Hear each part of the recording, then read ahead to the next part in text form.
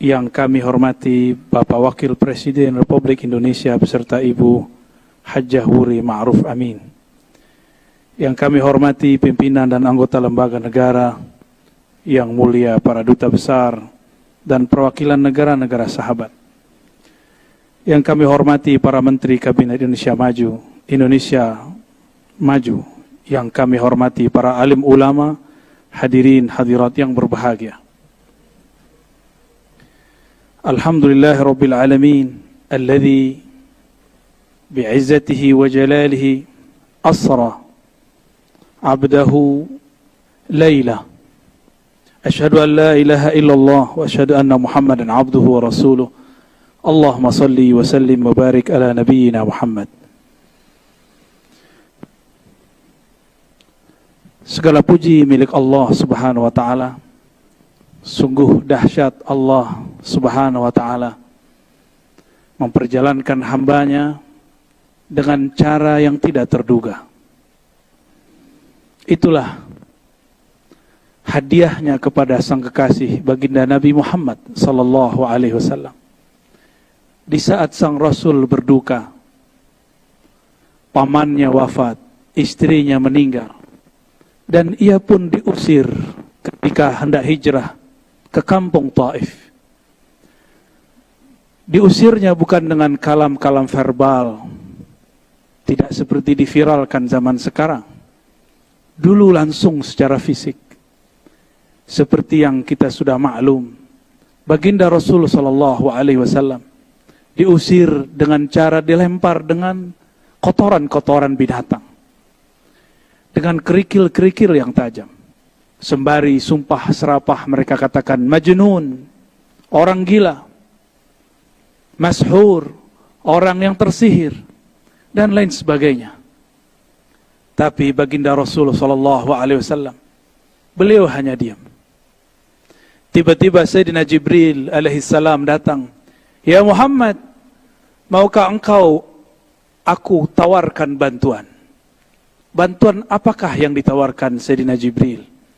Ternyata Sayyidina Jibril menawarkan untuk menghancurkan penduduk Taif. Apa jawaban baginda Nabi Muhammad sallallahu alaihi wasallam? La, fa innahum la ya'lamun. Mereka tidak faham yang aku maksudkan. Semoga semangat ini ada pada pemimpin negeri ini, ada pada ulama-ulama di negeri ini, sehingga mampu mengislah, memperbaiki mana yang rusak dan terpecah. Sallallahu alaihi wasallam, meskipun beliau secara umur biologis hanya 63 tahun, tapi secara keruhanian lebih tua daripada Sayyidina Adam, lebih tua daripada Sayyidina Nuh. Nabiuna Nuh alaihi salatu wassalam, ketika beliau sudah lebih dari 900 tahun berdakwah, mendidik umat, lelah juga rasanya. Akhirnya beliau mengatakan, ya Allah, jika engkau membiarkan generasi mereka hidup, maka generasi setelahnya akan lebih kufur dari kelompok ini, dari generasi ini. Maka hancurkan saja ya Allah. Inilah ujian Sayyidina Nuh yang membuat beliau tidak lebih mulia dari Sayyidina Nabi SAW. Bayangkan, sudah setua itu, tapi kalah dewasa, kalah salamatus sadr dengan baginda Nabi Muhammad yang hanya berumur 63 tahun. Sallallahu alaihi wasallam. Bapak Wakil Presiden dan hadirin yang kami hormati. Kalau boleh saya jujur, saya ini dulu tidak memilih Bapak Presiden, Wakil Presiden. Ya.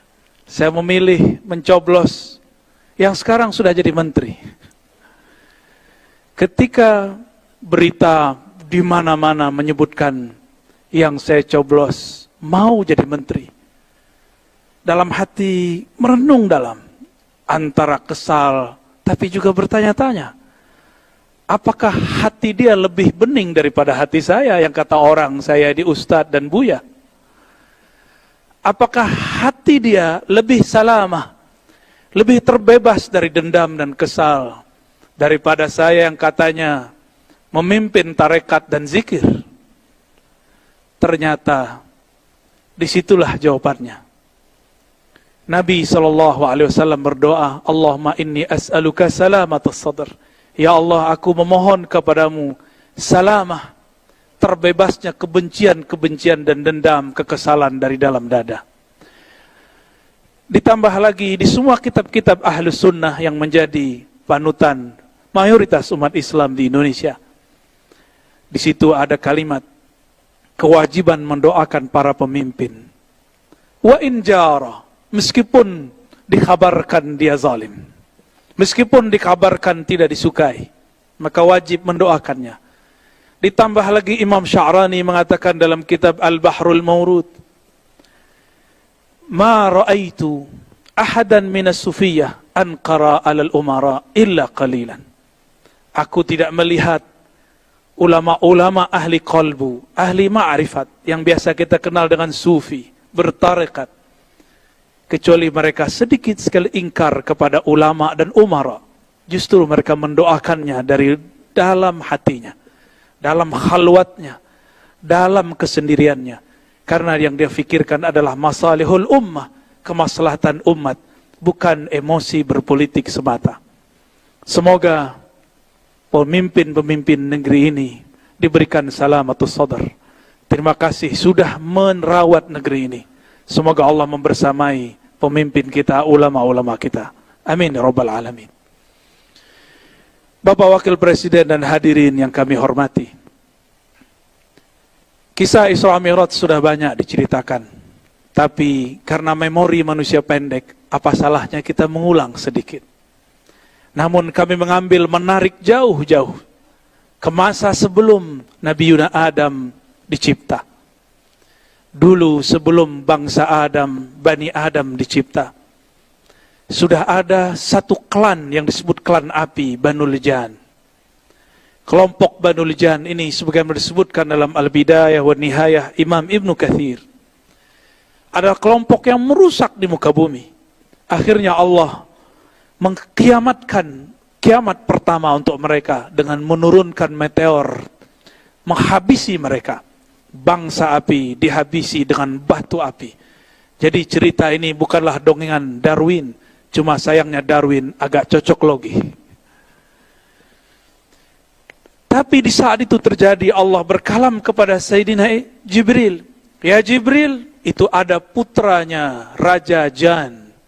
Ambillah dia, didiklah dia, ajak dia mi'raj ke langit-langitku. Sampai Allah kemudian izinkan dia mempelajari semua zikir-zikir malaikat-malaikat di langit, alam malakut, alam jabarut, bahkan sampai kepada alam surga. Maka tiada dari makhluk apapun di muka bumi dan di langit, bahkan di surga, yang zikirnya lebih banyak daripada anak yang bernama Ahyas, yang kemudian diberikan nama malaikat Azazil. Dia bukanlah malaikat, tapi sepangkat, sederjat dengan malaikat Azazil. Azazil ini pun bersuluk, berkhalwat, latihan kerohanian 18.000 tahun sebagaimana disebutkan oleh Imam At-Tabari. Tapi ujian mulai diberikan. Sebanyak apa pemberian, sebanyak itu jua ujian. Sekarang ahli zikir diuji. Sekarang yang suka bertakbir diuji. Sekarang yang suka bertahmid diuji. Azazil namanya. Disuruh ia sujud kepada orang yang dicipta dari tanah yang diinjak-injak. Selama ini Azazil alias Ahyas yang kemudian bernama Iblis, dia menginjak-injak tanah, harus sujud kepada Adam yang tercipta dari tanah. Inilah ujian pertama bagi Azazil. Apa kata dia? Asjud liman khalaqta min tin. Apakah aku sujud? Apakah pantas bagiku sujud kepada orang makhluk yang kau cipta dari api, sedangkan aku tercipta daripada yang kau ciptakan dari tanah, sedangkan aku tercipta daripada api. Azazil mulai rasis. Azazil mulai mempermasalahkan suku. Saya suku api, saya lebih mulia daripada suku tanah. Hati-hati, kadang-kadang orang beragama sudah soleh, sudah lama baca kitab, sudah lama berzikir, seperti Azazil, 18.000 bersuluk di alam Jabarut, alam Malakut sampai ke surga sana. Tapi ternyata dia terjebak dan mengatakan, aku seorang Adam. Lebih baik dari zikirnya. Bahkan lebih baik daripada semuanya. Ternyata ketika kita urai, dan ini jarang diurai oleh ahli tafsir. Ketika Allah menawarkan, mengabarkan, inni ja'ilun fil ardi khalifah. Aku akan menciptakan, menjadikan seorang khalifah di muka bumi. Ternyata ada dua kelompok malaikat yang berkomentar. Ini dipisah dengan lafaz waw. Yang pertama mengatakan, ya Rabb, apakah engkau mencipta perusak dan pembunuh di muka bumi? Inilah malaikat-malaikat cahaya. Lain dengan malaikat api. Dia mengatakan, wanah kawanukad disulak. Kami zikirnya lebih banyak. Yang berbicara ini adalah Azazil. Yang saat itu malaikat-malaikat. Bapak Wakil Presiden, hadirin yang kami hormati. Barangkali inilah ujian umat Islam di negeri ini. Tidak ada negeri dimanapun umat Islamnya lebih banyak dari negeri ini. Maka negeri ini pun paling soleh. Paling banyak baca yasinnya. Paling banyak baca tahlilnya.